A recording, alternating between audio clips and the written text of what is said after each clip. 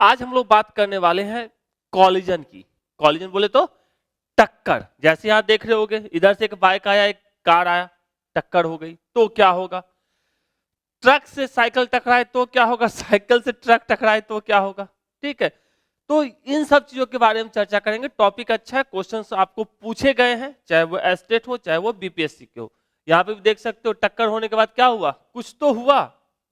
तो नॉर्मली आप लोग भी अपने लाइफ में टक्कर वगैरह देखे होंगे, सामने से सामने इंसान का टक्कर हो जाता था, मार हो जाता है। चलिए शुरू करते हैं अपने कॉलिजन की कहानी। ठीक है, इसे या संघात कहते हैं, संघट्ट कहते हैं, या टक्कर कहते हैं। तीनों में से कुछ भी कहीं भी लिखा हुआ हो, भावनाएं सबकी क्या है, कपार फूरना। समझते हैं। चलिए तो टक्कर की कहानी में आते हैं। सबसे पहले टक्कर होता क्या है। collision between two bodies is defined as the mutual interaction of the body for a short interval of time। मतलब एक दूसरे के साथ इंटरेक्शन कितने, जब टक्कर होता है तो मुंडी से मुंडी टकराओ तो कितने सेकंड के लिए टक्कर होता है, एकदम शॉर्ट, बहुत छोटे समय के लिए। कह सकते हैं इंटरेक्शन टू बॉडीज का क्या होता है, very short interval of time के लिए, due to which energy and momentum of the interacting body change. किसके कारण क्या होता है, एनर्जी। ठीक है, बॉडी जो एक बॉडी है, ये दूसरा बॉडी है, इस दोनों बॉडी का एक दूसरे के रिस्पेक्ट में एनर्जी और मोमेंटम क्या होता है, चेंज होता है। देखेंगे आगे, कहानी बहुत सारी है। कह सकते हैं जब दो वस्तुएं आपस में टकराती है तो वे एक दूसरे के संपर्क में बहुत अल्प समय के लिए आते हैं। टक्कर होता है कितने सेकंड के लिए आते हो, टक्कर हुआ कहानी खत्म के लिए आते हैं, जिसके कारण वस्तु की ऊर्जा और गति का बोल सकते हैं संवेग बदल जाता है। ठीक है, गति भी m/v, संवेग ऑलरेडी पढ़े हैं अच्छे से न्यूटन लॉ ऑफ मोशन के अंदर। गति बदल जाती है, उसका संवेग बदल जाता है, उसकी एनर्जी बदल जाती है, किसका, अलग अलग। तो पूरे कॉलिजन के दौरान कह सकते हैं हम लोग, यदि इलास्टिक कॉलिजन भी हम लोग दो टाइप के पढ़ेंगे, एक इलास्टिक कॉलिजन, एक नॉन इलास्टिक कॉलिजन, या कह सकते हैं in elastic collision. Elastic collision मतलब प्रत्यास्थ टक्कर, और इन इलास्टिक कॉलिजन मतलब अप्रत्यास्थ टक्कर। जैसे इलास्टिक कॉलिजन नॉर्मली कहाँ बात होती है, जैसे एटम एटम के साथ टकराते हैं तो उसको कह सकते हैं इलास्टिक कॉलिजन। लेकिन वही आप ट्रक के साथ साइकिल का टक्कर हो जाए तो उसको क्या बोलेंगे, इन इलास्टिक कॉलिजन। ठीक है, नॉर्मल जो हम लोग टक्कर देखते हैं वो सब क्या होता है, इन इलास्टिक कॉलिजन होता है। जैसे सर आप किसी टकराओगे तो वहां सिर्फ थोड़ी ना एनर्जी और वो होता है, तो सिंपल से वहां क्या होता है, सर भी फूटता है, तो वहां क्या होता है, इन इलास्टिक कॉलिजन की बात होती है। कॉलिजन का मतलब सिंपल सा है, टक्कर जो बहुत ही कम टाइम के लिए होता है, जिसके कारण क्या बदल जाता है, बॉडी का जो पूरा सिस्टम का तो कंजर्व रहेगा, लेकिन पर्टिकुलर बॉडी का उसकी कह सकते हैं वेलोसिटी चेंज हो जाती है, मतलब उसके काइनेटिक एनर्जी चेंज हो जाती है, उसका कह सकते हैं उसका मोमेंटम चेंज होता है। किसका, किसी पर्टिकुलर बॉडी का, पूरे सिस्टम का नहीं, पूरे सिस्टम का सब कुछ सेम रहता है। यदि टक्कर से पहले का जो संवेग होगा, टक्कर के दौरान भी वही संवेग रहेगा और टक्कर के बाद भी वही संवेग होने वाला है। उसी तक गतिज ऊर्जा की बात करें, एनर्जी की बात करें, तो वो भी टक्कर से पहले, टक्कर के दौरान और टक्कर के बाद सब जगह एनर्जी क्या रहेगी, सेम रहेगी। यदि प्रत्यास्थ की बात करते हैं तो जैसे ये टक्कर हो रहा है before the collision, during the collision, after the collision, energy and momentum is conserved, मतलब संरक्षित रहता है, ध्यान में रखना है। चलिए तो एक एक करके दोनों की बात करते हैं। सबसे पहले इलास्टिक कॉलिजन या प्रत्यास्थ टक्कर की बात करते हैं। The collision in which both linear momentum P is equals to m/v, linear momentum and kinetic energy are conserved. कौन कौन कंजर्व रहता है, रेखीय संवेग, द्रव्यमान गुने वेग, और गतिज ऊर्जा हाफ mv², ये दोनों क्या रहते हैं, टक्कर के बाद संरक्षित रहते हैं, मतलब नहीं बदलता है। कब, जैसे मान लो ये अपने पास एक बॉडी है, एक दूसरा बॉडी ये है, इसका मान लिया द्रव्यमान क्या है, m1 है, इसका द्रव्यमान क्या है, m2 है, ये u1 से जा रहा था, ये u2 से जा रहा था। ठीक, अब टक्कर हुआ, मान लिया दोनों का टक्कर हो गया। टक्कर के दौरान यहां पर भी काइनेटिक एनर्जी मोमेंटम पूरे सिस्टम का सेम रहेगा, यहां पर भी m1 m2। ठीक है, टक्कर के बाद दोनों अलग होगा, ये मान लिया इसका वेलोसिटी v1 हो गया, इसका वेलोसिटी v2 हो गया, तो m1 m2। इस दौरान भी तीनों टाइम में आपका संवेग और गतिज ऊर्जा क्या रहेगी, संरक्षित रहेगी, कंजर्व रहेगा। मतलब जितनी गतिज ऊर्जा यहां होगी उतनी गतिज ऊर्जा यहां होगी, उतनी गतिज ऊर्जा टक्कर के बाद भी होगी। मतलब कह सकते हैं यदि इस फिगर के हिसाब से चले तो final is equals to initial, तो सिंपल सा फाइनल मोमेंटम लिखते तो क्या लिखते, m1v1 plus m2v2, m1v1 plus m2v2 किसके बराबर होता है, इनिशियल के, मतलब m1u1 प्लस m2u2। यदि ये बराबर है तो सबसे पहला कंडीशन को फुलफिल करता है, वो क्या है, संवेग संरक्षित है। दूसरा कह रहा है काइनेटिक एनर्जी को भी बराबर होना पड़ेगा, यदि प्रत्यास्थ इलास्टिक कॉलिजन है तो। काइनेटिक एनर्जी फाइनल की बात करते तो क्या लिखते हैं, हाफ m1v1 का स्क्वायर प्लस हाफ m2v2 का square is equals to half m1u1 का स्क्वायर प्लस हाफ m2u2 का स्क्वायर। इनिशियल बिफोर कॉलिजन क्या मिलेगा, गतिज ऊर्जा इसके पास हाफ m1u1 का स्क्वायर प्लस हाफ m2u2 का स्क्वायर। फॉर्मूला क्या होता है, half mv square kinetic energy का। फाइनल की बात करते तो वेलोसिटी क्या हो गई, बदल गई, v1 v2 हो गया वेलोसिटी, तो काइनेटिक एनर्जी क्या हो जाएगी, हाफ m1 v1 का square plus half m2 v2 का स्क्वायर। तो ये दोनों क्या रहेगा, before collision, after collision, during collision, तीनों केस में अपना मोमेंटम कंजर्व रहेगा और काइनेटिक एनर्जी भी क्या रहेगी, कंजर्व रहेगी। कब, जब इलास्टिक कॉलिजन की बात होगी तब। इतना सा कहानी याद रखना है, क्या याद रखना है, इलास्टिक कॉलिजन में संवेग और गतिज ऊर्जा दोनों क्या रहती है, संरक्षित रहती है, कंजर्व रहता है, याद रहेगा। चलिए ये हो गया इलास्टिक कॉलिजन की बात। इतू सा सिर्फ कहानी याद रखना है, आगे बहुत सारा लंबा चौड़ा कथावाचन है, कथावाचन में ज्यादा दिमाग नहीं खर्च करने का। दूसरा कह रहा है इन इलास्टिक कॉलिजन और प्रत्यास्थ टक्कर, इसमें क्या होता है कि आपका मोमेंटम तो कंजर्व रहेगा, लेकिन जो कंजर्व नहीं रहेगा वो क्या होगा, काइनेटिक एनर्जी कंजर्व नहीं रहेगी। तो कह सकते हैं इसमें in which linear momentum of an object is conserved, मतलब रेखीय संवेग तो संरक्षित रहता है, कब, बिफोर कॉलिजन और आफ्टर कॉलिजन, टक्कर से पहले और टक्कर के बाद। लेकिन जो कंजर्व नहीं रहता है and after the collision, but kinetic energy is not conserved, गतिज ऊर्जा संरक्षित नहीं रहती है, मतलब initial kinetic energy final kinetic energy के बराबर नहीं होगा। तो यहां पर पिछली वाला की तरह लिखते तो क्या लिखते हैं, सिंपल सा m1v1 plus m2v2 is equals to m1u1 plus m2u2। लेकिन काइनेटिक एनर्जी कंजर्व नहीं, मतलब इक्वल नहीं होगा, तो क्या लिखेंगे, हाफ m1v1 का स्क्वायर प्लस हाफ m2v2 का square is not equal to half m1u1 का स्क्वायर प्लस हाफ m2u2 का स्क्वायर। इतनी सी कहानी को सिर्फ याद रखना है, इलास्टिक और इन इलास्टिक, प्रत्यास्थ और अप्रत्यास्थ के केस में, ठीक है, याद रहेगा। ओके, चलिए जैसे इसके एग्जांपल की बात करें, इसमें भी एग्जांपल लिखे थे ना, कॉलिजन बिटवीन एटॉमिक पार्टिकल, मतलब परमाणु कणों के बीच का टकराव जो रहता है वो इलास्टिक कॉलिजन की बात होती है। जबकि इसमें बात करें कॉलिजन बिटवीन टू ऑटोमोबाइल, मतलब दो कारों के बीच का टक्कर, कह सकते हैं ऑटोमोबाइल मतलब दो कार टकरा गए, एक बाइक टक्कर हो गया किसके साथ, ट्रक के साथ, टक्कर ही मारो तो ट्रक को मारो, उससे नीचे किसको मारना है टक्कर। मतलब लड़ना भी है तो ऐसे से लड़ो जिससे लगे कि लड़ने के बाद हार भी गए तो कम से कम लगे कि हाँ भैया किसी पहलवान से आ रहे हैं। मतलब लड़ना भी है तो बीपीएससी से लड़ना है, छोटा मोटा एग्जाम से क्या लड़ना, तब ना पता चलेगा भैया कि हाँ जीते भी है तो किसी तोप से जीते हैं। कैसे लोग अभी बहुत जोश में बोलते हैं हम बीपीएससी टीचर हैं, ठीक है, लोग बोलते हैं ना, देखे जो लोग पास किए होंगे बीपीएससी टीचर है, टीचर नहीं बोलेंगे, क्या बोलेंगे, बीपीएससी टीचर, मतलब तोप से लड़के वो बने हैं। उस तरह आपको भी उसी बीपीएससी से लड़ना है। और एग्जाम अभी कब होगा इसकी कोई अभी गारंटी नहीं है, लेकिन होगा जरूर, ठीक है। इसलिए आप अपनी पढ़ाई को स्लो डाउन नहीं करना है, क्योंकि उम्मीद था 9 तारीख को आएगा, कुछ तो बोला जाएगा, कुछ ऐसा तो बोला नहीं गया। तो ये है कि आपका जो भी चीजें हैं सारी की सारी चीजें आपके कह सकते हैं इलेक्शन से पहले आएंगी। कब आएंगी इसका नहीं पता, लेकिन आएंगी जरूर, ये तो सबको पता है। जो हमको पता उतना आपको ही पता है, ऐसा स्पेशल कुछ नहीं है कि, लेकिन टाइम ज्यादा आपको मिला है, इसका मतलब ये है कि आपकी तैयारी अच्छी होनी चाहिए, क्योंकि कंपटीटर आपके अच्छे से तैयार होंगे। तो आपको भी उसी लेवल की तैयारी करनी है, ये नहीं सोचना अब एग्जाम गया तो बात खत्म। ओके, तो यहां पे दोनों में अंतर क्या समझ में आया? इलास्टिक कॉलिजन मतलब मोमेंटम और काइनेटिक एनर्जी कंजर्व रहेगा। इन इलास्टिक कॉलिजन और प्रत्यास्थ टक्कर, मोमेंटम तो कंजर्व रहेगा इस केस में भी, लेकिन जो कंजर्व नहीं रहेगा वो होगा उसकी काइनेटिक एनर्जी, गतिज ऊर्जा। मतलब इतू सा कहानी को ध्यान रखना है, कुछ नहीं।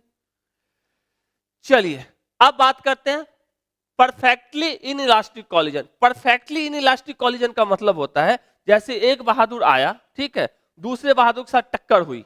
जैसे मान लो ये एक बहादुर है, ठीक है, ये दूसरा बहादुर है, ओके, ये भी जा रहा है इस साइड, मान लिया u1 वेलोसिटी से, और ये इस साइड जा रहा है u2 वेलोसिटी से। इसका मास कितना है m1, इसका मास m2। टक्कर होगा, स्वाभाविक है टक्कर। देखो टक्कर होने के लिए सबसे मायने क्या रखता है, u1 को आपको हमेशा बड़ा होना पड़ेगा किससे, u2 से, हर एक केस में। तब ना ये ज्यादा तेज चलेगा तब तो इसे टकराएगा ना, पीछे वाला हुर हुर दबंग बन रहा होगा तभी ना सामने से जो इंसानों की तरह जा रहा है उससे जाकर टकराएगा वो। तो पीछे वाला के पास वेलोसिटी ही कम है तो वो आगे वाला तो और आगे निकल जाएगा। तो टक्कर होने के लिए क्या चाहिए, सबसे पहला चीज u1 का वैल्यू u2 से ज्यादा होना चाहिए ही चाहिए, वरना टक्कर नहीं होगा। तो क्या कहता है, परफेक्टली इन इलास्टिक कॉलिजन, पूर्णता और प्रत्यास्थ टक्कर में, in an inelastic collision of system of two bodies when both the bodies stick to each other and behave like a single body।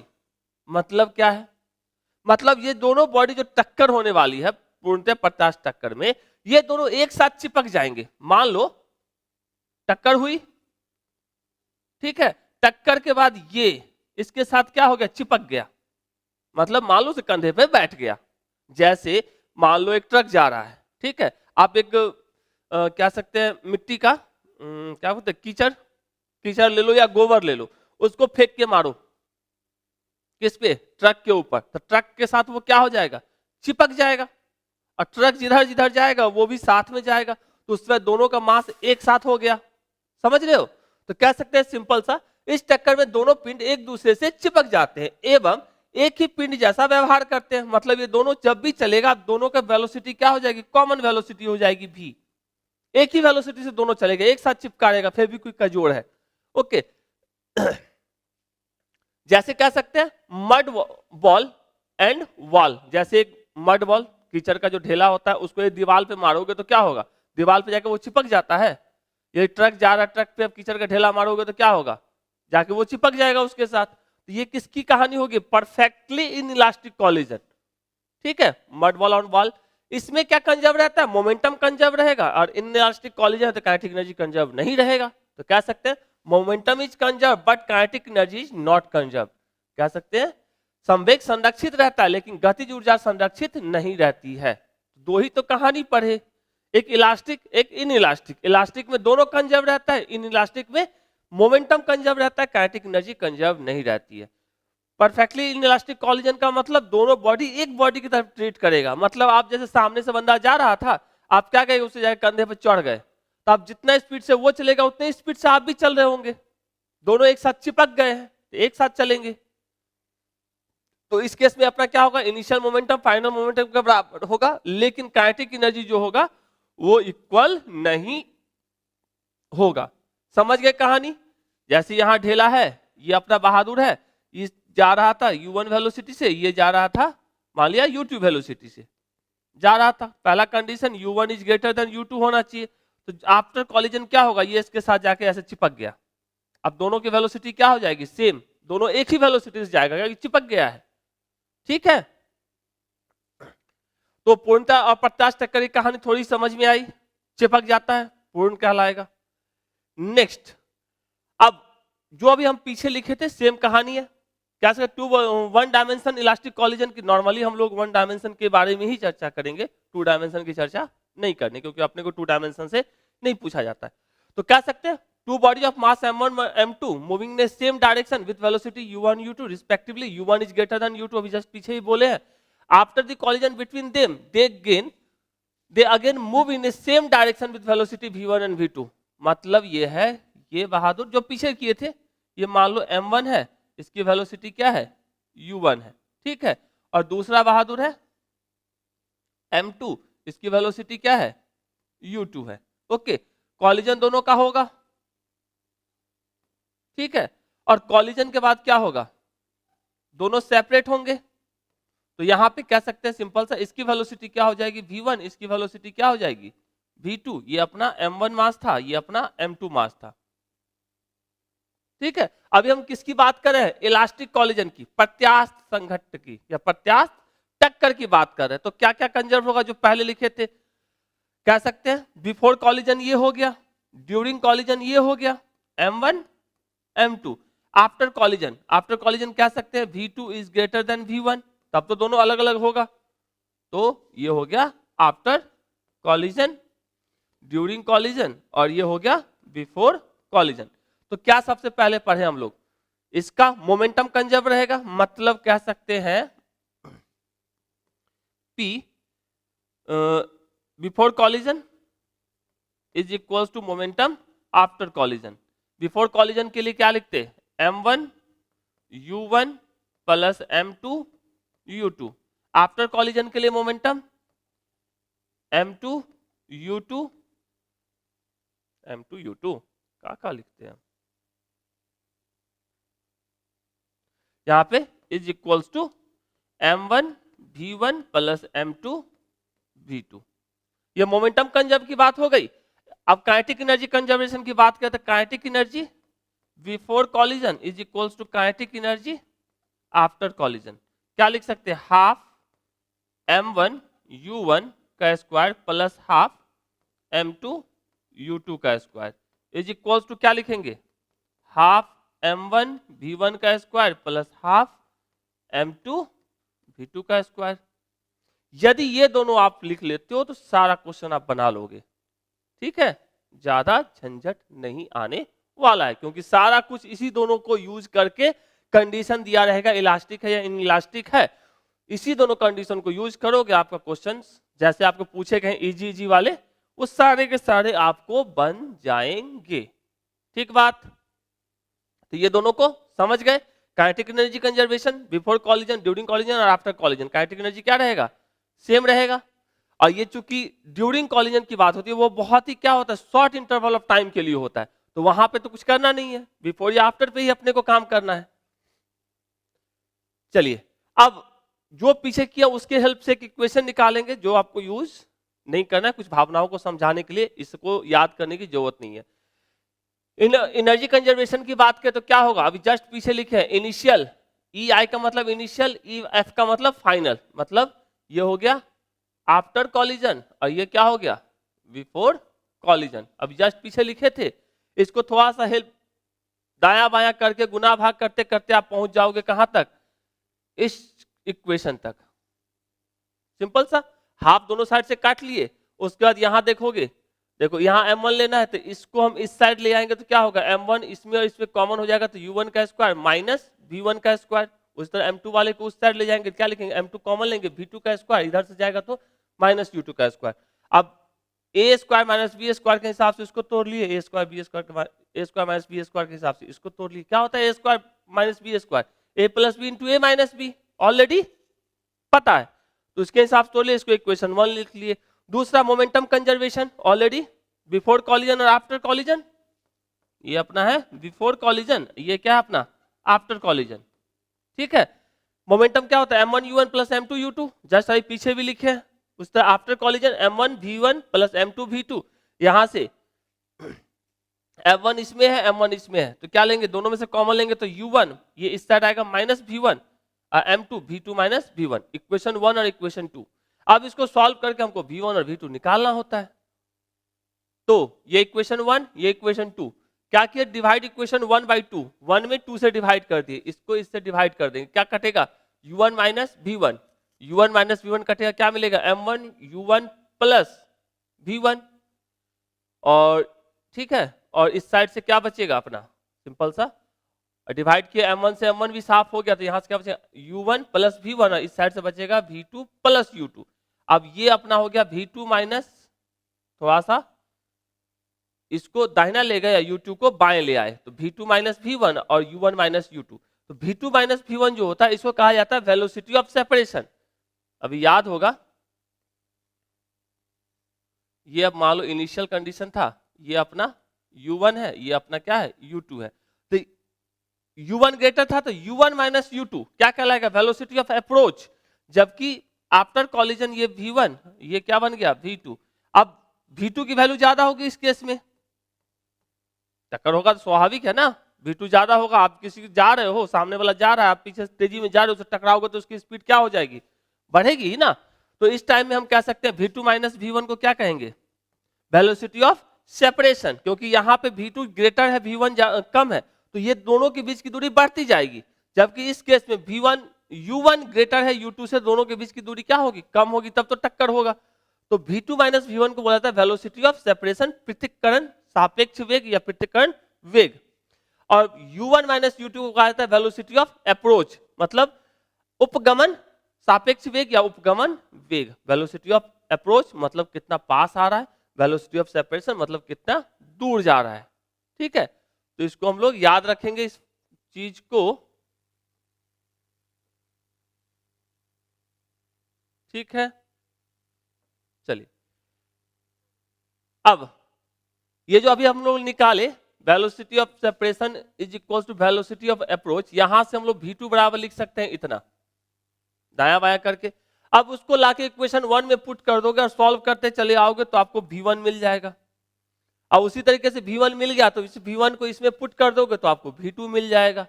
तो V1 कितना आ जाएगा, M1 minus M2 divided by M1 plus M2 into U1 2M2 U2 by M1 plus M2। ये तो ये दोनों आपको equation मिलेगा, जो आपको क्या नहीं करना है, रटना नहीं है, सिर्फ समझना है।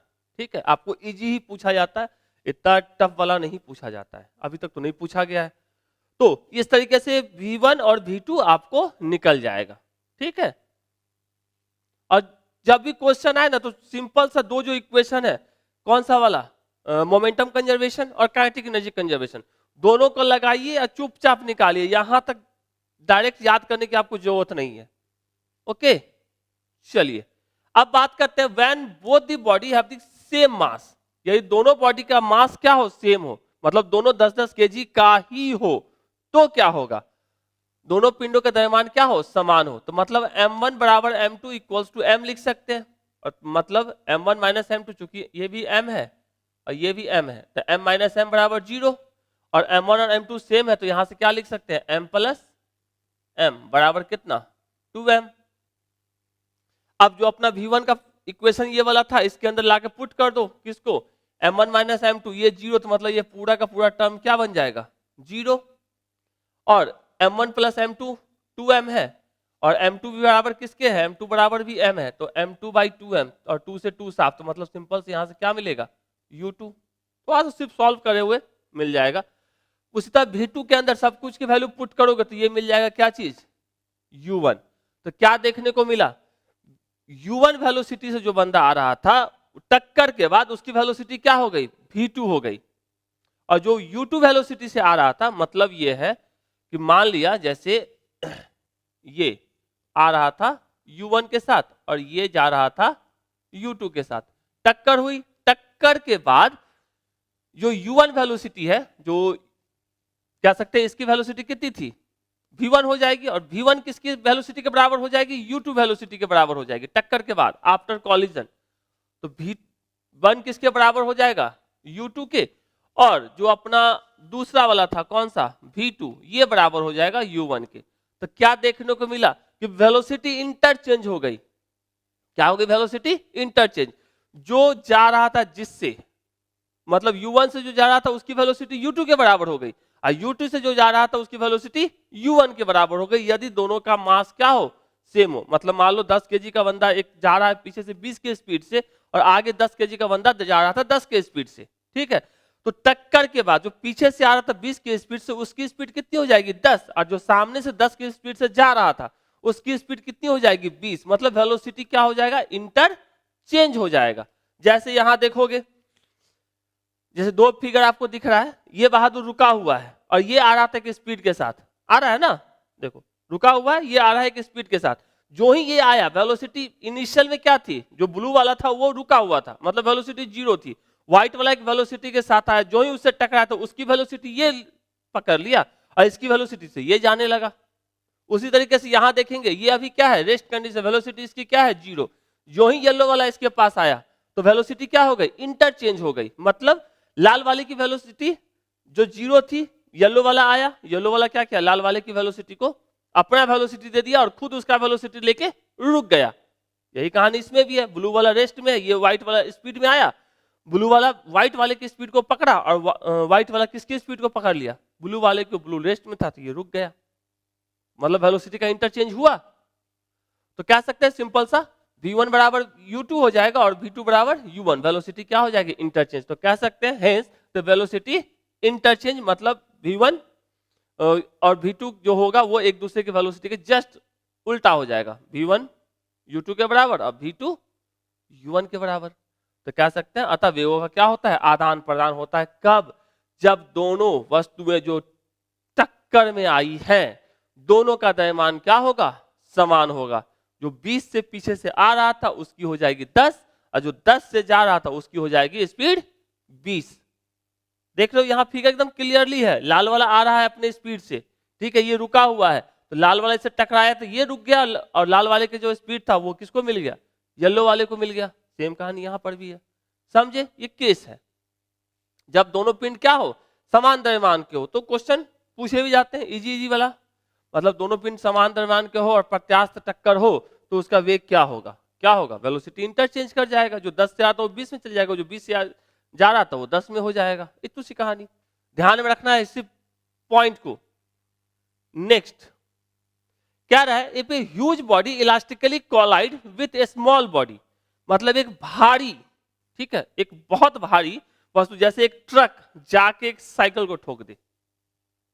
पिछले वाले केस में क्या था, एक हल्का था, मतलब दोनों का समान द्रव्यमान था, दोनों का मास क्या था, सेम था। इसमें क्या है, एक भारी सा बंधु है जो जाके किससे टकराया, हल्के से टकराया। तो क्या होगा, जब यदि एक विशाल पिंड छोटे पिंड से प्रत्यास्थ रूप से टकराता है तो इसका मतलब क्या होगा, m1, मान लो विशाल पिंड जो है, जो ये रेड वाला है, मान लो ये क्या है, m1 है। चलो रुक जा भाई, ये जैसे क्या है, m1 है, m1 बहुत बड़ा है किससे, m2 से। तो मतलब कह सकते हैं m1 के रिस्पेक्ट में m2 का तो कोई वेट ही नहीं है। जैसे आप मान लो एक ट्रक जाके टकराया मोटरसाइकिल से, तो ट्रक के सामने मोटरसाइकिल के क्या औकात, कोई औकात है नहीं ना है। अब उसको लेके चलो या नहीं लेके चलो कोई फर्क नहीं पड़ता है। तो कह सकते हैं सिंपल सा m2 को हम लोग ये मान के चलते हैं वो निग्लिजिबल है, कुछ नहीं है, ठीक। तो m1 माइनस m2, चूंकि m2 m1 के रिस्पेक्ट में बहुत कम है, मान लो 1000 kg के सामने, ठीक है, 1 ग्राम क्या मायने रखता है, कुछ नहीं। तो दोनों का डिफरेंस किसके बराबर हो जाएगा, सिंपल सा m2 तो एकदम बहुत छोटा है, ये हो जाएगा m1 के बराबर। और दोनों को यदि ऐड भी करते तो 1000 kg में 1 ग्राम को जोड़ेंगे तो क्या होगा, 1000 kg ही रहेगा। तो दोनों को ऐड भी करेंगे तो भी किसके बराबर होगा, बड़े वाले ऑब्जेक्ट के मास के बराबर।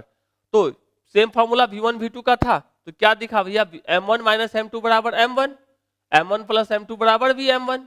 यहां से m2 तो 0 है तो ये पूरा टर्म क्या बन जाएगा, 0, क्योंकि m2 क्या अपना 0, और ये कितना बच जाएगा अपना m1 बाई m1, तो सिंपल सा u1। तो v1 बराबर किसके होगा, u1 के। इसका मतलब क्या है, ट्रक यदि 60 के स्पीड से आ रहा था और सामने साइकिल या मोटरसाइकिल 10 के स्पीड से जा रहा था, ओके, तो ट्रक का स्पीड जो 60 था वो 60 ही रह जाएगा, उसके स्पीड में कोई फर्क नहीं पड़ेगा। लेकिन साइकिल या मोटरसाइकिल का क्या होगा, कुछ तो होगा उसका।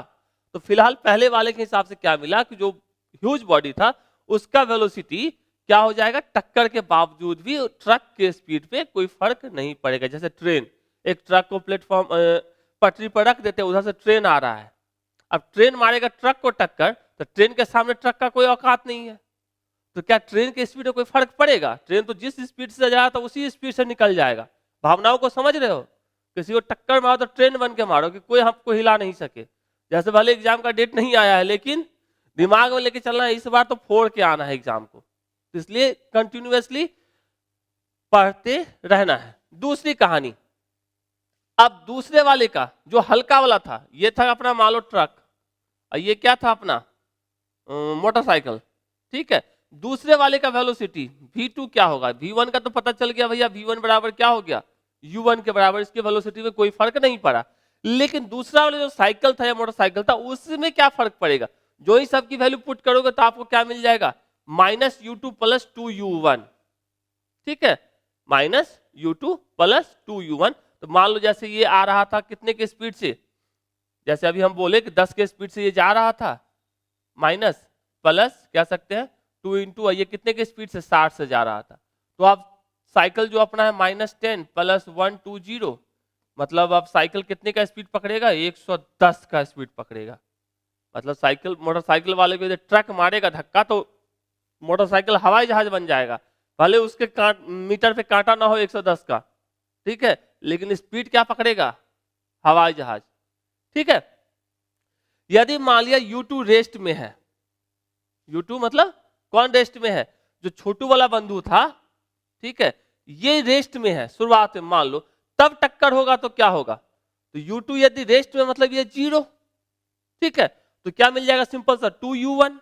मतलब यदि ट्रक 60 की स्पीड से आकर टक्कर मार दिया और मोटरसाइकिल क्या है बीच रोड पे खड़ा होकर स्टाइल मार दिया है कि भैया हम रोड ना खाली करेंगे, और 60 की स्पीड से आकर ट्रक ने टक्कर मारा, तो क्या होगा मोटरसाइकिल का, मोटरसाइकिल 120 के स्पीड से उड़ेगा। कितना मजा आएगा 120 के स्पीड से। तो कभी भी हाईवे पे बीच रोड पे रात के टाइम में मस्ती नहीं करने का, क्योंकि वहां पे ट्रक चलती है 60 + 80 100 अच्छे खासे। उस समय गलती से यदि बाइक मिल गया सामने में, ऐसे भी कहते हैं रात का राजा ट्रक होता है, तो हाईवे वगैरह पे रात में वो भी ट्रक वालों के साथ, ये नहीं कि उसको ओवरटेक करने के लिए हॉर्न मारते हुए किनारे से निकाल देना है, ये सब काम कभी नहीं करना है, वरना क्या होगा भैया, यदि गलती से सटा दिया 100 के स्पीड से तो आप 200 के स्पीड से निकल जाइएगा। समझ रहे हैं टक्कर का कमाल। ओके, तो ये क्या हो जाएगा सिंपल सा 2u1, ठीक, u1 किसका था, ट्रक का, और v2 किसका वेलोसिटी होगा, टक्कर के बाद जो मोटरसाइकिल है उसका, तो v2 = 2u1, मतलब 60 के स्पीड से जाएगा तो 120 का स्पीड पकड़ेगा। यदि 100 के स्पीड से टक्कर मारा ना ट्रक ने, तो आप 200 के स्पीड से हवाई जहाज बन जाइएगा। उम्मीद करते हैं क्लियर हो गया कि यदि एक ह्यूज बॉडी किसी हल्के बॉडी के साथ टक्कर होगा तो हल्के बॉडी का क्या दशा होगा, हल्का बॉडी डबल स्पीड से भी जा सकता है, ठीक है, और दूसरा चीज ह्यूज बॉडी के ऊपर मतलब ट्रक के स्पीड में कोई फर्क नहीं पड़ेगा, वो जिस स्पीड से जा रहा था उसी स्पीड से जाता रहेगा, ठीक है। जैसे यहां देख सकते हो टक्कर से पहले वो धीरे धीरे आ रहा था, टक्कर हुआ तो उसका अभी धीरे धीरे दोनों आ रहा है ना, तो ह्यूज बॉडी जाके जो ही ब्लू वाले हल्के बॉडी से टकराया तो क्या हो गया, उसकी स्पीड बढ़ गई, डबल हो गई, कह सकते हैं।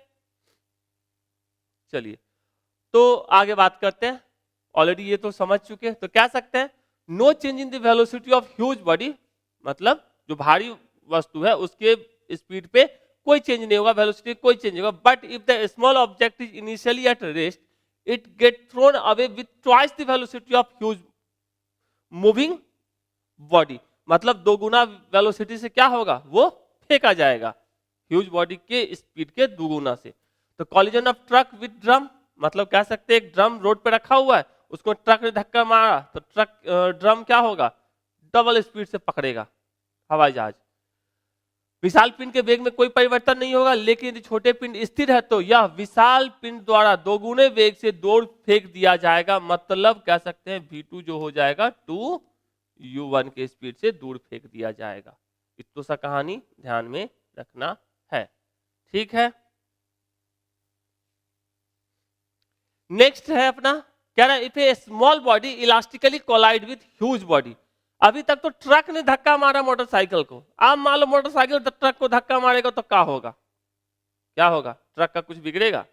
तो कह सकते हैं यदि एक छोटा पिंड किसी विशाल पिंड को प्रत्यास्थ रूप से टक्कर मारता है तो मतलब m2 बहुत बड़ा है किसके रिस्पेक्ट में, m1 के, ये अपना छोटा सा है मतलब m1, और ये बड़ा सा है ट्रक है जो अपना क्या है m2 है, और ये अपना क्या है मोटरसाइकिल है, ठीक है।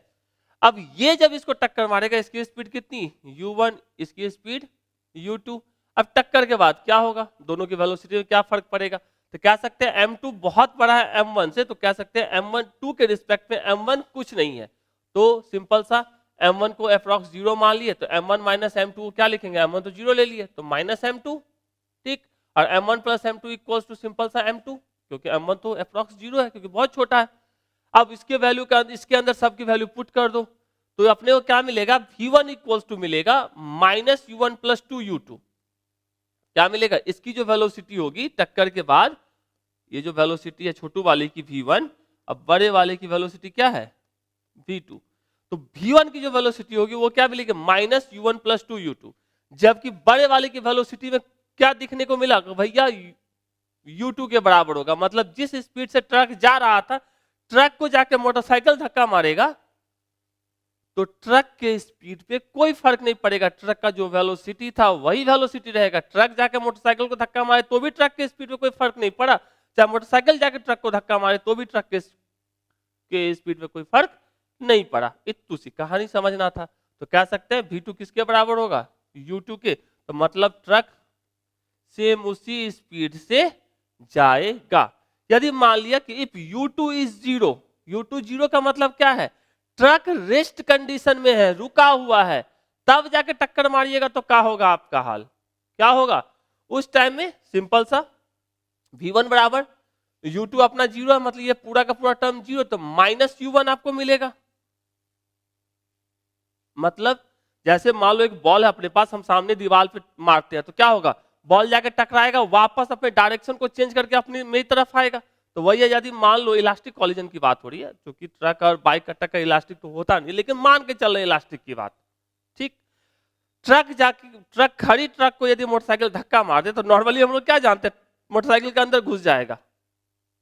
लेकिन ट्रक को अभी हम ऐसा नहीं मान रहे कि मोटरसाइकिल ट्रक के अंदर घुस जाए, ठीक है। ये मान के चल रहे हैं कि पूरा पीछे से ट्रक एकदम दीवार जैसा है, जाके धक्का मारेंगे। तो जैसे बॉल दीवार पे मारते हो तो जिस वेलोसिटी से जाता है उसी वेलोसिटी से वापस आता है, टकराने के बाद इलास्टिक कॉलिजन। तो बाइक का भी क्या होगा, जाके टकराएगा यदि इलास्टिक कॉलिजन है तो।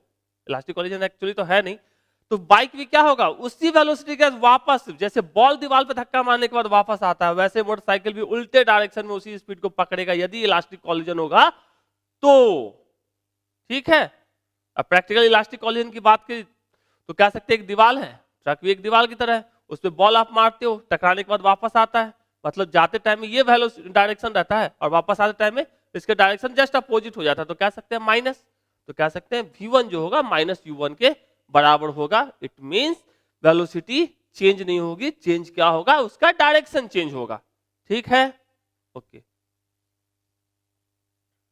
चलिए, तो कह सकते हैं ये, तो कह सकते हैं if an small body elastically collide with a huge body at a rest then there is almost no change in velocity of huge body.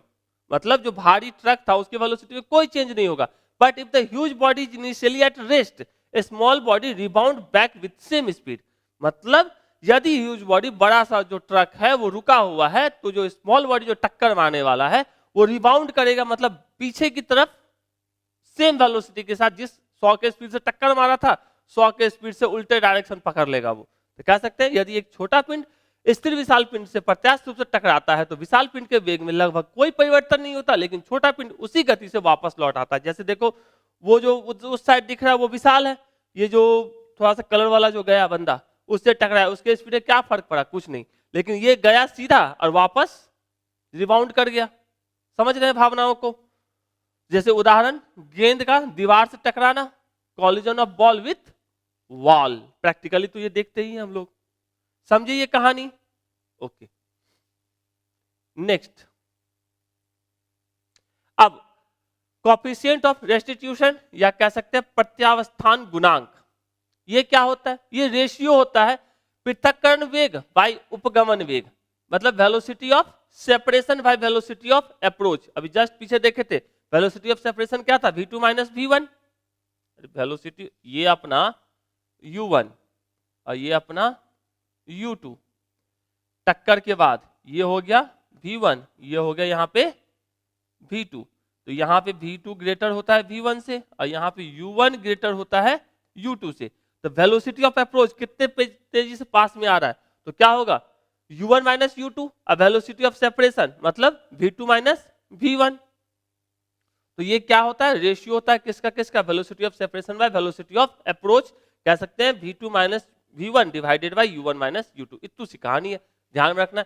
It is defined as the ratio of velocity of separation to velocity of approach. दो पिंडों के टक्कर में पिंडों के पृथक्करण वेग एवं उपगमन वेग के अनुपात को प्रत्यावस्थान गुणांक कहते हैं। इतनी सी कहानी, और इसको रिप्रेजेंट किया जाता है स्मॉल ई से। किससे? स्मॉल ई से। ध्यान में रहेगा इतनी सी कहानी। ओके, चलिए आगे बात करते हैं for perfectly elastic collision. Perfectly elastic collision के अंदर यदि हम बात करते हैं तो ई की वैल्यू क्या होगी? ऑलरेडी अभी जस्ट देखे, ई बराबर v2 minus v1 divided by u1 minus u2। तो परफेक्टली इलास्टिक कॉलिजन में याद होगा वेलोसिटी ऑफ अप्रोच और वेलोसिटी ऑफ सेपरेशन बराबर होता था, पीछे जाके देखोगे निकाले थे। ठीक है, तो मतलब दोनों बराबर है, मतलब दोनों बराबर है, ये और ये बराबर है, तो मतलब दोनों एक दूसरे कैंसिल कर देगा, तो ई की वैल्यू क्या होगी? 1 होगी। ओके, दूसरा for perfectly in elastic collision, पूर्णतः और प्रत्यास्थ टक्कर के लिए उस समय पृथक्करण वेग क्या होता है? 0। और प्रत्यास्थ टक्कर के केस में पृथक्करण वेग क्या हो जाता है? 0 हो जाता है। और प्रत्यास्थ याद है जाकर दोनों क्या हो गए थे? एक साथ चिपक गए थे। तब दोनों एक साथ चिपक गए, सेम वेलोसिटी से जा रहे थे, दोनों के बीच का पृथक्करण वेग क्या हो जाएगा? 0। तो मतलब v2 माइनस v1 बराबर 0, तो पूरा का पूरा टर्म ही 0, तो ई बराबर क्या हो जाएगा? 0। समझे? थोड़ा सा याद कीजिए पीछे वाला। और फॉर पार्शियली इलास्टिक और पार्शियली इन इलास्टिक कॉलिजन, मतलब आंशिक रूप से प्रत्यास्थ और प्रत्यास्थ टक्कर के लिए आपका वेलोसिटी ऑफ सेपरेशन जो होगा वो लेस होगा वेलोसिटी ऑफ अप्रोच से। मतलब इलास्टिक और इन इलास्टिक छोड़कर किसी भी कंडीशन की बात करें तो उस टाइम में velocity of separation velocity of approach से क्या होगा? कम होगा। तो उस समय में कह सकते हैं velocity of separation by velocity of approach क्या होता है? ई। तो ई क्या होगा? Less than 1। ये तीनों को याद रखना है, एक बार आपसे पूछा है। तो पहला E1 किसके लिए होता है? इलास्टिक के लिए, E बराबर 0 इन इलास्टिक के लिए, और पार्शियली इलास्टिक और इन इलास्टिक के लिए E इज लेस देन 1। ठीक है, उम्मीद करते यहां तक समझ में आया? ओके, अब आते हैं नेक्स्ट। चलिए क्या कह रहा है? ये तो होगी थ्योरी कॉलिजन की। अब आते हैं क्वेश्चन के ऊपर। पहला कह रहा है two ball at same temperature collide, what is conserved? समान ताप पर दो गेंदें टकराती है तो क्या संरक्षित रहेगा? जब टकराएगा तो कुछ तो संरक्षित रहे या नहीं रहे, एक चीज तो संरक्षित रहेगा, वो क्या होगा? उसका मोमेंटम, संवेग। तो कह सकते हैं मोमेंटम या संवेग कहा जा सकता है। काइनेटिक एनर्जी रहे नहीं रहे, वेलोसिटी रहे या नहीं रहे, वेलोसिटी तो ऐसे भी चेंज हो जाता है, वो कैसे रहेगा? तो इसका आंसर क्या हो जाएगा? डी। कोई तकलीफ? नेक्स्ट कह रहा है in an elastic collision two particles of following is conserved.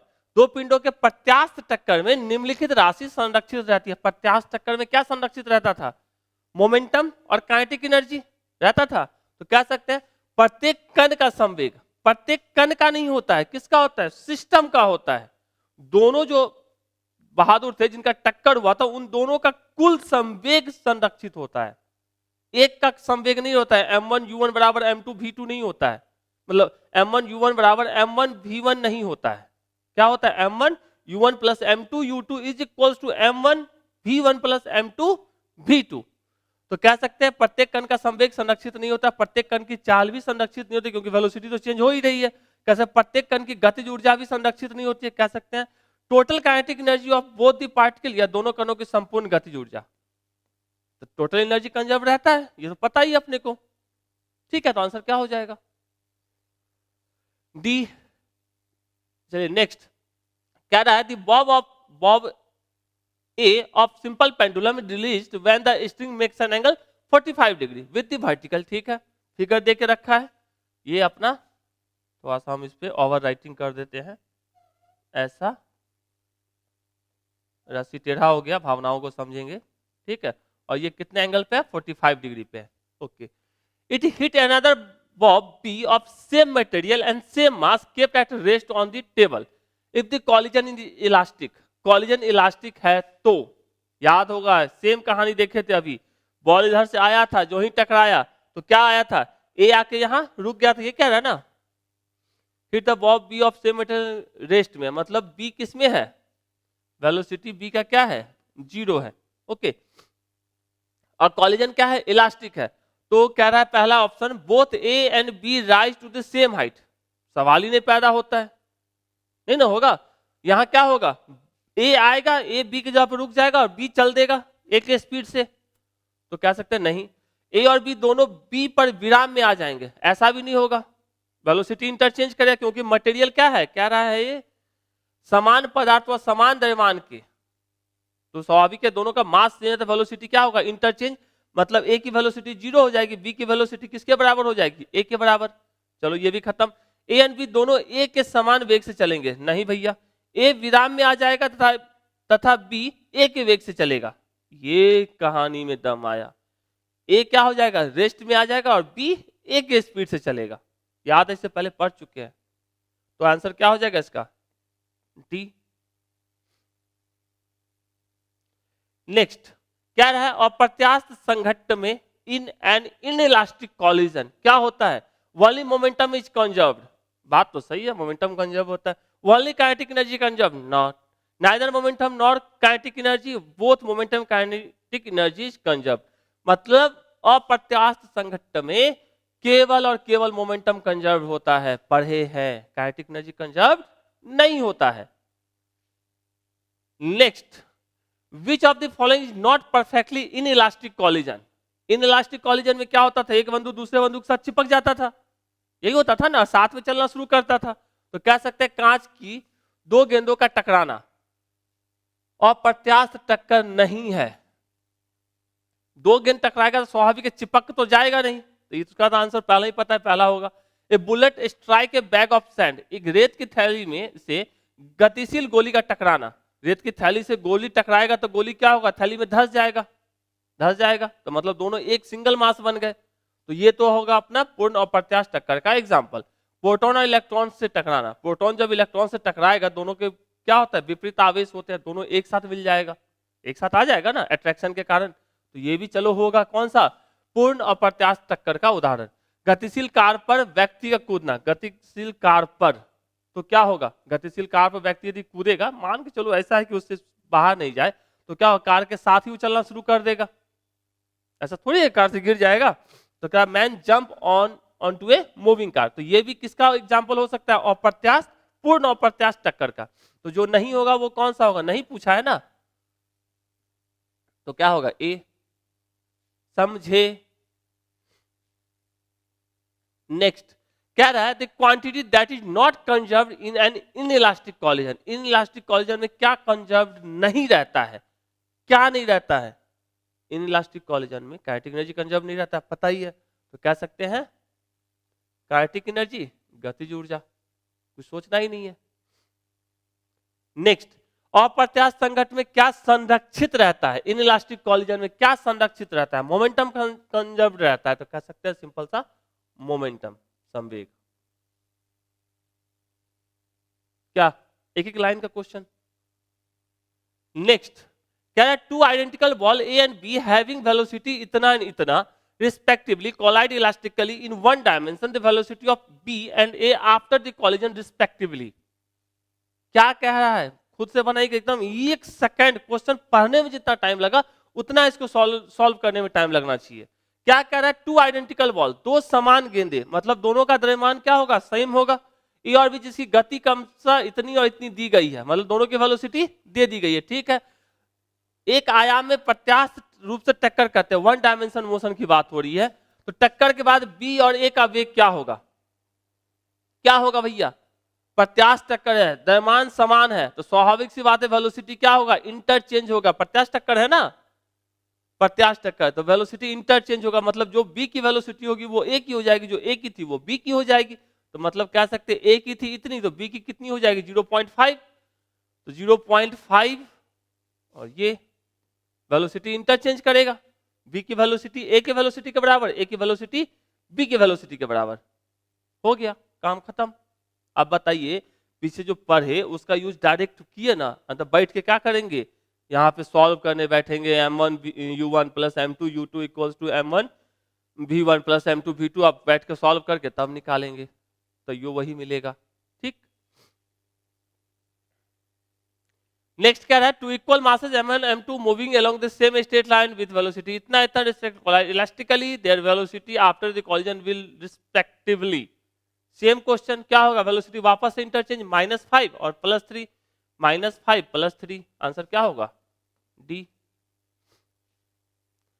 Next, a car of mass 400 kg and travelling इतना kilometre per hour crashes with a truck of mass 4000 kg and traveling at 9 km per hour in the same direction. The car bounced back at the speed of 18 km per hour. The speed of the truck after the impact is. अब यदि पीछे की कहानी याद है तो अच्छी बात है, नहीं याद है तो बहुत अच्छी बात है, ठीक है। तो सबसे पहले 400 kg द्रव्यमान का एक कार है 72 किलोमीटर पर आवर की गति से चलते हुए, मतलब चलो M1 एक कार है जिसका 400 kg वेट दे के रखा है, और V1 U1 की बात करें तो U1 कितना दिया है 72 किलोमीटर पर आवर, ठीक है। उसी दिशा में, मतलब जिस दिशा में ये चल रहा है उसी दिशा में 9 किलोमीटर प्रति घंटे की गति से यात्रा कर रहे 400 kg द्रव्यमान के ट्रक, मतलब M2 आपको दे के रखा है 4000 kg और उसी दिशा में चल रहा है, मतलब इसकी दिशा उसकी दिशा से, मतलब यदि इसको पॉजिटिव लिया तो उसको भी क्या लेंगे पॉजिटिव। तो U2 बराबर कितना 18 किलोमीटर प्रति आवर, 18 किलोमीटर पर आवर, ठीक है।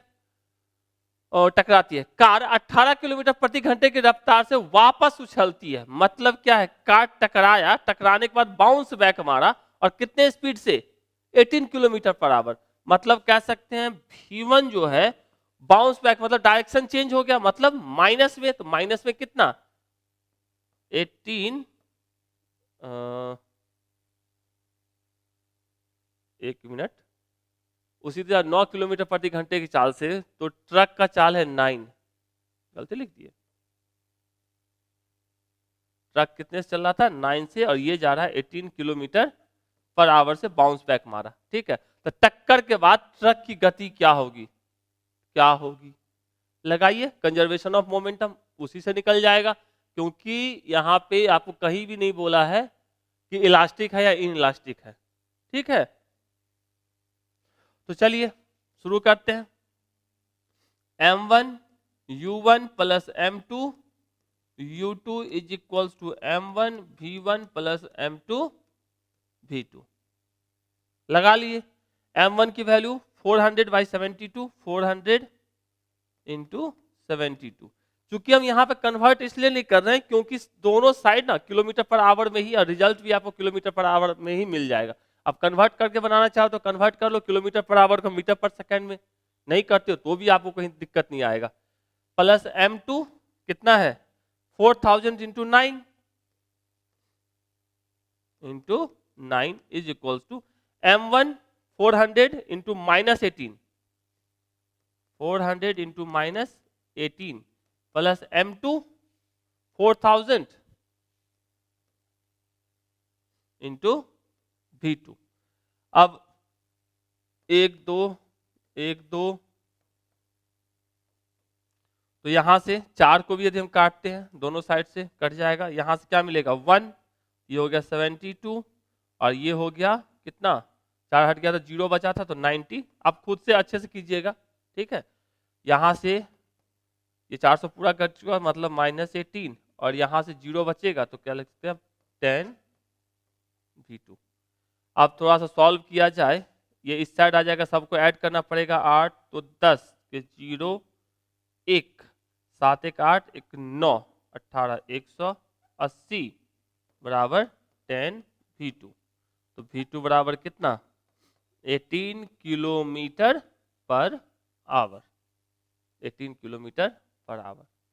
इजी था। तो आपको हम क्या बोले, याद फॉर्मूला को नहीं करना है, याद किसको रखना है, दो ही इक्वेशन को, एक काइनेटिक एनर्जी वाला एक मोमेंटम वाला, बाकी सारी भावनाएं है। आंसर क्या हो जाएगा 18 kilometre per our.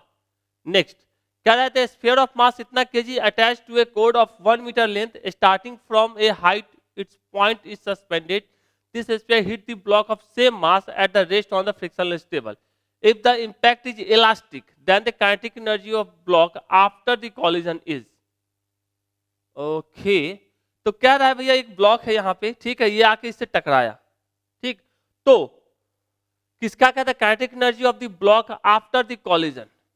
A sphere of mass इतना केजी इज अटैच 0.1 kg द्रव्यमान का एक गोला 1 मीटर लंबाई की रस्सी से जुड़ा हुआ है, जिसके निलंबन बिंदु की ऊंचाई से शुरू करने से गोला घर्षण रहित मेज पर स्थित समान द्रव्यमान के गोले से टकराता है।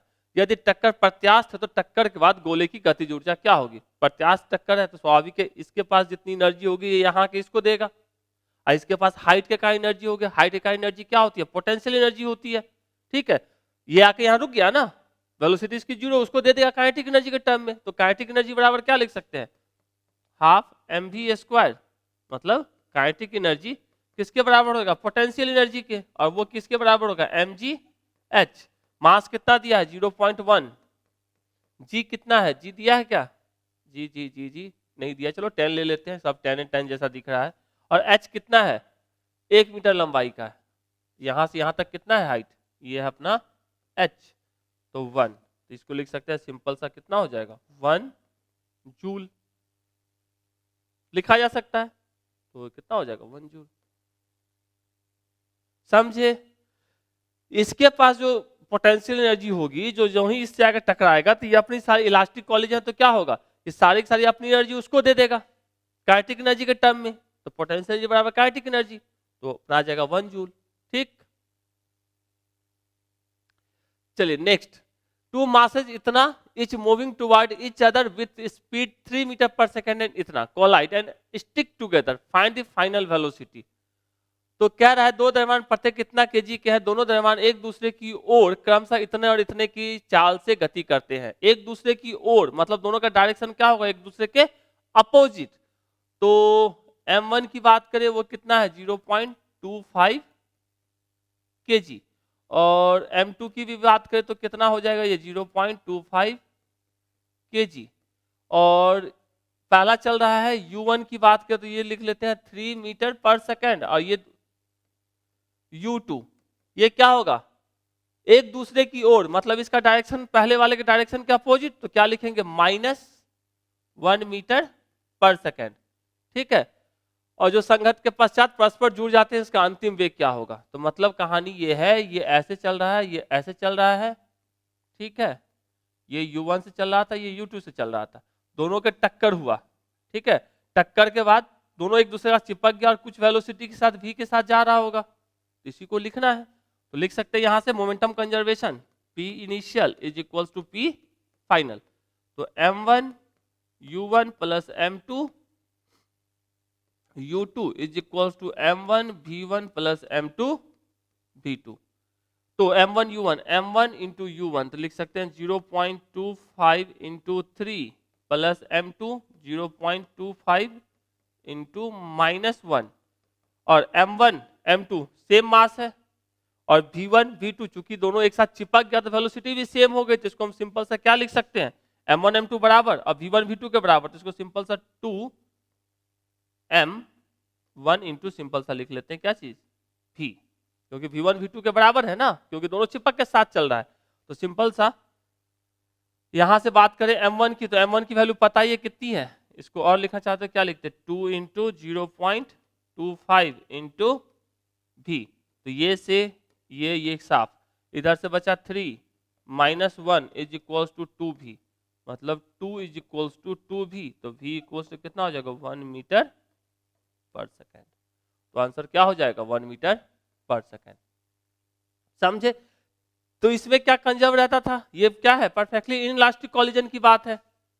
तो इसमें क्या होता था? Conserve momentum. तो मोमेंटम कंजर्व कर लिए, सॉल्व कर लिए, बना लिए। चलिए, तो आंसर क्या हो जाएगा? सी। नेक्स्ट क्या रहा है? One sphere collide with another sphere of same mass at rest inelastically, मतलब इलास्टिक नहीं है। One sphere collide with another sphere of mass और सेम मास, मतलब m1 is equals to m, m2 is equals to भी क्या है? m है। Same mass at rest inelastically, मतलब u2 बराबर 0, u1 बराबर कुछ दिया है। If the value of coefficient of restitution E equals to 1/2, the ratio of their speed after collision, ratio of one sphere collide with another, एक गोला समान द्रव्यमान m वाले का अन्य स्थिर गोले से टकराता है, प्रत्यास्थान गुणांक E बराबर हाफ है, तो टक्कर के पश्चात गोलों के वेगों का अनुपात क्या होगा? यही पूछ रहा है। ओके ओके ओके ओके, तो चलिए u1 के बारे में अपने को नहीं पता है, ठीक है। तो सबसे पहले क्या करते हैं, मोमेंटम कंजर्वेशन लगाते हैं। तो मोमेंटम कंजर्वेशन लगाएंगे तो क्या लिखेंगे, m1 u1 plus m2 u2 is equals to m1 v1 plus m2 v2। तो अपने को पता है u2 जीरो है, तो ये पूरा टर्म जीरो, तो m1 u1 is equals to m1 v1 plus m2 v2, और m1 m2 के बराबर है, तो मतलब ये सारा साफ। यहां से क्या मिला, u1 बराबर क्या होगा, v1 प्लस v2, इसको मान लिया कि इक्वेशन, ठीक। अब अपने को पता है E बराबर क्या होता है, v2 minus v1 divided by u1 minus u2, पहले से पता है। चलिए E बराबर दे के रखा है 1/2 v2, और v1 के साथ कुछ नहीं करना है, जैसा का तैसा रहने दो, डिवाइडेड बाई u1 बराबर क्या है, v1 प्लस v2, और u2 बराबर कितना है, जीरो है, रख दिए माइनस जीरो। तो यहां से इसको सॉल्व करेंगे तो क्या लिखेंगे, v1 plus v2 is equals to 2v2 minus 2v1, ठीक है। तो कह रहा है पश्चात गोलों के वेग, मतलब v1 बाई v2 निकालने को पूछ रहा है। तो इसको इस साइड ले आएंगे तो ये हो जाएगा 3v1, और ये उस साइड चला जाएगा, बराबर हो जाएगा v2। तो v1 by v2 is equals to क्या हो जाएगा, 1/3, 1/3। समझे, कुछ नहीं किया, मोमेंट इन इलास्टिक कॉलिजन कह रहा है ना, कहा कहीं पे कुछ क्या, इन इलास्टिकली, ठीक है। चलिए ठीक है, ऐसे भी E का वैल्यू 1/2 दिया था, इन इलास्टिक कॉलिजन ही होगा, तो वहां से हम u1 निकालिए और E के फॉर्मूले में हमने रख दिया सबको और निकाल दिया, सही है। समझे थोड़ी सी कहानी, तो 1/3। तो किसी भी क्वेश्चन को पहले हमेशा आपको ही बनाना है, ठीक है। चलिए नेक्स्ट, क्या रहा है, body of mass 5 kg moving with velocity of 10 metre पर second collide with another body of mass इतना kg at rest, come to rest, then velocity of second body due to collision इतना, other body of mass 20 kg, ठीक है, at rest, तो कम at rest. तो चलिए यहाँ पे मोमेंटम कंजर्वेशन लगाते हैं। तो अपने को जो दिया है लिख लेते हैं, m1 is equals to 5 kg और u1 इक्वल्स टू कितना दिया है, 10 मीटर पर second, collide with another body of mass m2 is equals to 20 kg और u2 इक्वल्स टू क्या है, रेस्ट, ठीक है, एट रेस्ट। 5 kg द्रव्यमान की वस्तु इतने के वेग से विराम में रखी 20 kg की एक अन्य वस्तु से टकराती है तथा विराम में आ जाती है, मतलब कह सकते हैं अपना v1 इक्वल्स टू कितना हो गया, जीरो। संघट्ट के कारण दूसरे वस्तु का वेग क्या होगा, मतलब आपसे पूछा जा रहा है v2 बराबर क्या होगा, निकलेगा, निकालिएगा, आंसर आपका कितना आएगा, a मतलब 2.5 मीटर पर सेकंड, निकाल लो। m1 u1 plus m2 u2 is equals to m1 v1 plus m2 v2, m1 u1 मतलब 5 इंटू 10 50 प्लस m2 u2 मतलब 20 इंटू 0 0, m1 v1 मतलब 5 इंटू 0 0 प्लस m2 v2 मतलब 20 v2। तो यहां से v2 बराबर कितना आ गया, 5/2, तो मतलब 2.5 मीटर पर सेकेंड। कितना आसान था, 2.5 मीटर पर सेकेंड, सिंपल सा मोमेंटम कंजर्वेशन। अब ये मत कह दीजिएगा कि मोमेंटम कहिया पढ़ाए हैं, उस टॉपिक के अंदर सबसे ज्यादा वीडियो है, लगभग होता है 8 से 9 वीडियो है, एक एक टर्म को आपको पढ़ाए हैं, मोमेंटम को पढ़ाए हैं, इंपल्स को पढ़ाए हैं, सब कुछ बताए हैं। चलिए तो ये हो गया। नेक्स्ट कह रहा है, a body of mass 2 kg moving with velocity इतना collide head on with a body of mass 1 kg moving in opposite direction with the velocity of 4 metre पर second after collision two bodies stick together and move with common velocity which is metre पर second is equals to, क्या 3 metre पर second के वेग से गतिशील कोई वस्तु है जो 2 kg के एक अन्य 1 kg के पिंड है, 3 मीटर पर सेकंड के वेग से गतिशील 2 kg का एक पिंड एक अन्य 1 kg के पिंड से जो 4 मीटर पर सेकेंड से विपरीत दिशा में गति करता है, मतलब ये ऐसे जा रिया था, दूसरा ऐसे आ रिया था, आने दो, ओके, गति करता है। टक्कर के पश्चात दोनों पिंड चिपक जाते हैं, तो उनका उभयनिष्ठ वेग क्या होगा? चिपक जाते हैं, चिपक, ओके, चिपक जाते हैं। तो चलिए, m1 आपको देख के रखा है 2 kg, खुद से बना सकते, कोई बड़ी बात नहीं, आंसर आएगा 2/3, निकालिएगा, बनेगा। तो m1 बराबर 2 kg और u1 बराबर कितना है? 3 मीटर पर सेकेंड, ठीक है। एक अन्य पिंड है कितना? m2 है आपका 1 kg, और ये क्या है? विपरीत दिशा में, मतलब 4 मीटर पर सेकेंड के विपरीत दिशा से आ रहा है, मतलब क्या है इसका? u2 बराबर माइनस में लिखेंगे -4 मीटर पर सेकेंड, 4 मीटर पर सेकेंड से, ठीक है। टकराता है, टक्कर के पश्चात दोनों पिंड चिपक जाते हैं, चिपक जाते हैं, चिपकने दो, तो मतलब कॉमन वेलोसिटी क्या हो जाएगा? v हो जाएगा। तो मोमेंटम कंजर्वेशन लगाते हैं, कौन सा? m1 u1 plus m2 u2 is equal, दोनों चिपक गए, मतलब कॉमन वेलोसिटी हो जाएगा v, और किससे चलेगा? m1 प्लस m2, या अलग अलग लिखते थे, m1 भी v से जाएगा, m2 भी v से जाएगा, तो v को कॉमन ले लिए। तो m1 इंटू u1, 3 दूना 6 प्लस m2 u2, ये हो गया -4 is equal to v, m1 plus m2, 2 plus 1 3, तो ये हो गया 2 इज इक्वल टू 3v, तो v बराबर कितना? 2/3 मीटर पर सेकेंड। समझे? एकदम इजी इजी क्वेश्चन आपको पूछे जाते हैं इससे, तो ये सब क्वेश्चन छूटने वाला नहीं है। ओके, नेक्स्ट क्या है? Mass of 20 kg moving with speed of इतना collide with another stationary mass of 5 kg, as a result the collision the two masses stick together, the kinetic energy of the composite mass will be. आपको क्या करना है composite मास का? तो सबसे पहले इसमें आपको वेलोसिटी निकालना पड़ेगा कंपोजिट मास का, जैसे पहले निकाले हैं, ठीक है। और हाफ mv² लगाइएगा, उसको बनाइएगा, हाफ mv², दोनों मास का पूछ रहा है काइनेटिक एनर्जी, तो half m1 plus m2 into ऐसे half m1 plus m2 into v², इससे आपका आंसर निकलेगा। और v कैसे निकलेगा? कॉमन वेलोसिटी जो पिछला वाला क्वेश्चन था, सेम टू सेम करना है, वहां से v निकाल के यहाँ पे पुट कर देना है। सही है, बनना चाहिए खुद से, सब हम नहीं बनाएंगे। तो इसका आंसर आएगा 800 joule. Next, A particle of mass m moving with velocity v strike a stationary particle of mass 2m and stick to it, the speed of system will be। वापस से यहाँ पे आपसे क्या पूछा जा रहा है? कॉमन वेलोसिटी पूछा जा रहा है, कॉमन वेलोसिटी ना पूछा जा रहा है। तो कॉमन वेलोसिटी जैसे निकालते थे खुद से बना सकते हैं, ये कॉमन हो गया, मतलब फिर भी देखिए इसका आंसर आएगा सी, निकाल देते हैं, हटाइए एगो निकालिए देते हैं। तो इसको हम एक लाइन में लिख रहे हैं m into v plus stationary particle of mass 2m into 0 is equals to common velocity v m plus 2m, ये हो गया m into v is equals to v dash, इसको लिख लेते हैं common velocity v dash 3m, m से m साफ, तो v डैश इक्वल्स टू क्या हो जाएगा? v/3। कितना मेहनत का काम था।